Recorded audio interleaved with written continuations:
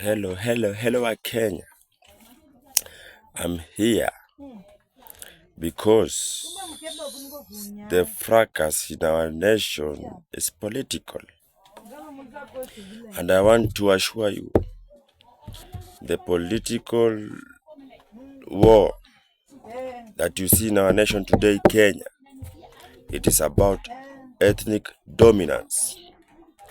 And it didn't start today, not yesterday, but it started since independence. And I can confirm to you through these circumstances. Our first president was Jomo Kenyatta, and it was Oginga Odinga ndalifanya akawa rais wa kwanza wa Kenya, because Oginga Odinga said uhuru wa Kenya means nothing without Jomo Kenyatta, until Jomo Kenyatta was released. Jomo Kenyatta was released, and he became the first prime minister, na walikuwa na vitu ambao wamejadiliana. So to make the long story short is that after Jomo Kenyatta being the president of Kenya, the first, it was supposed to be Jaramogi Oginga Odinga to be the second one. But that's where the Limuru One conference came in. Where Limuru, I think it was the constituency of Jomo Kenyatta.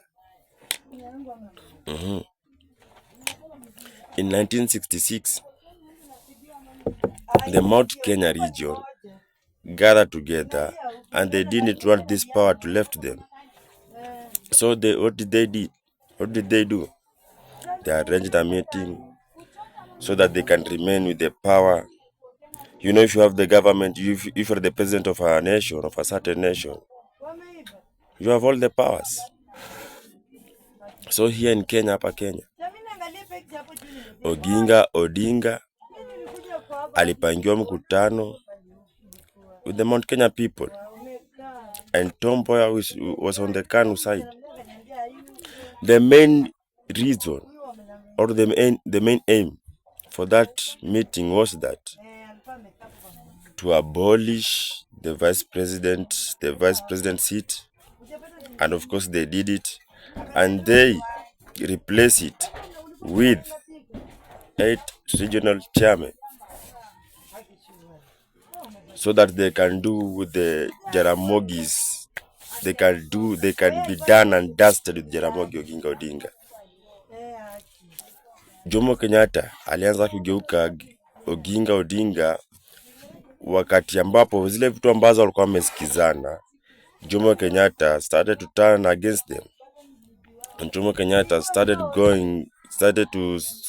to line up with our colonial people. That is the Limuru One meeting that was about to remove Oginga Odinga so that he cannot succeed Jomo Kenyatta. Limuru 2 meeting was held, I think it was in 2012, and it was Kibaki. Not Kibaki. Kibaki was the head, but the Mount Kenya region ganged up against the great Raila Amolo Odinga. They didn't want Raila Amolo Odinga to get power. After Raila Amolo Odinga said Kibaki tosha, and Kibaki won the election smoothly. Do you get me? Are you getting me? Are you getting me, motherfucker? So the Limuru 2, it was about they didn't want power to left Mount Kenya. So they put up a meeting and they endorsed Uhuru Kenyatta, and that time Uhuru Kenyatta was the deputy prime minister of the great Raila Amolo Odinga. Are you getting me? This is how political works.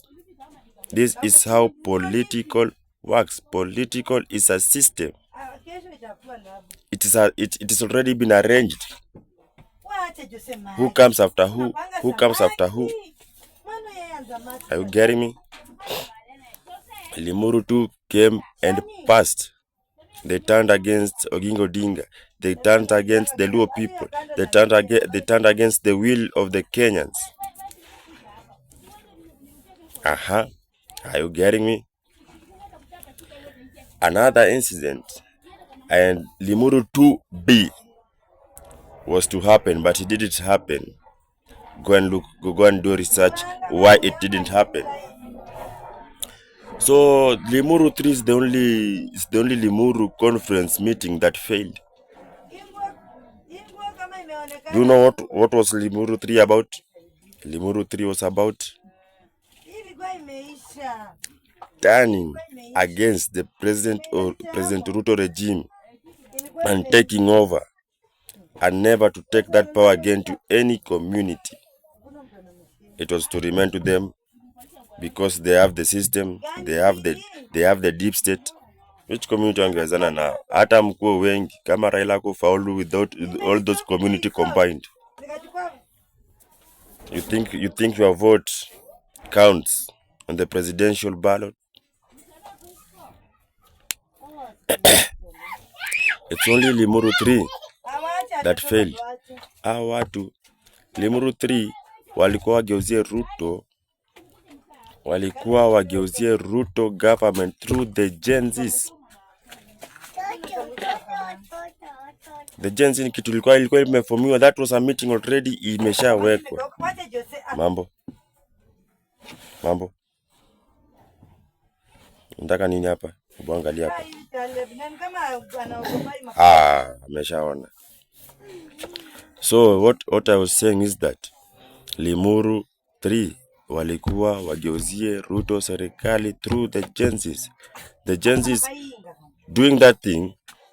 At least I have two of my friends that were being paid to go to Mandamano, 3,000. I know them, and I can say that's why you were seeing. And that Limuru 3 meeting was being organized by the Mount Kenya community, because since independence they have been in power either as a president or deputy president. So this time they were chased away. Even if you see Kindiki is from Mount Kenya, yes, he is from Mount Kenya, but Mount Kenya is always divided Harambeli, because there is Mount Kenya East, I think Mount Kenya East, because they believe at a certain area is whereby leaders are supposed to originate from. This Kindiki side are always marginalized. They always see kina Kindiki wawezi toa kiongozi yeyote. Kiongozi wanatoka huku kwa kina Gachagua, kwa kina Uhuru, kwa kina Kibaki, hizo ndo area zao. That's why I always tell you, political is always tribal, and it won't be tribal. And I want to tell the Luo and the ODM people, if you leave this chance, when Kikuyu grab this chance, they will get into the government and they will never left. They will learn from their mistake. They will never left. They will never live for you. Are you getting me? Okay. Sasa, leave alone those Limuru 3 meeting. Let us enter into sasa siasa ya Kenya. People are saying, oh, Sifuna metolo ODM imeisha. Oh, Sifuna. I want to ask you people, Sifuna ndo ODM ama wananchi ndo ODM? What are they forming ODM? Are the leaders or are the wananchis? Yeah? Ati yo unapompea wakili gani? Have you ever seen Sifuna won any case in any court? My friend, Sifuna ameshinda kesi kotini yoyote? I want to tell you, yes, they are saying that ODM is being funded by the government. And it is true, it is funded by the government. But ask yourself, who are funding Sifuna? Sifuna can fund the rally with his pocket and Babu Wino. That are being funded by Uhuru Kenyatta. Uhuru Kenyatta wants that power to go back to Mount Kenya. For today, I've finished. Get to audios. Goodbye. Thank you.